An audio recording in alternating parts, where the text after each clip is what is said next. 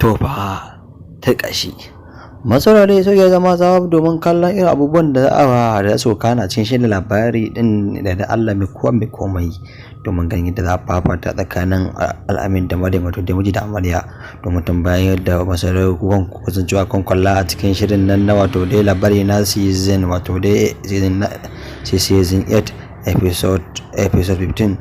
episode 13 kuma kun ga abin da ya faru tsakanin Maryam da Al'amin, yayin da dai kwa dai Al'amin ya mutu, amma su je tabbas ba tana sai ta dabo domin ganin tabbas ba kwallo shi fa Maryam wato da yin rashin Al'amin mai nasara, domin ganin yadda bayan ta samu ciwo ya faɗi, amma kuma tabbas ba ya matuƙar fara ragewa wato dai Maryam popular a duniyar social media, yayin da wato dai share wannan jarumin na kuma sannan mai bada umarnin labari na wato Jamal Aminu Sera, yayin da yana can yana ta kokarin ganin yadda za a kawo muku shi labari na wanda zai ƙara gamsar da ku a karo na biyu. Da masu saurare kai ko dai abu ɗaya ku shine nan fa idan ya ce wannan shine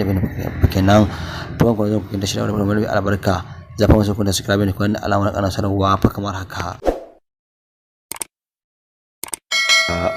Alhamdulillah, shin labari na fa shiri ne mai dogon series wanda koyaushe yake matuƙar barkar da al'umma da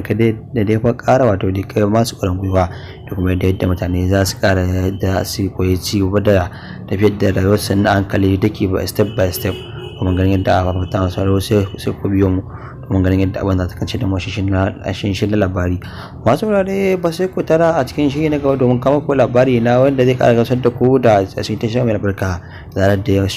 Al'amin sai da ya saka kai ko da fata mashi na masu ware Allah sa dai kuna da fa wato dai wa'azantuwa da kalar irin wa'azan da ke a cikin shirin labari na masu ware da lafiya a saman kansa, amin summa amin.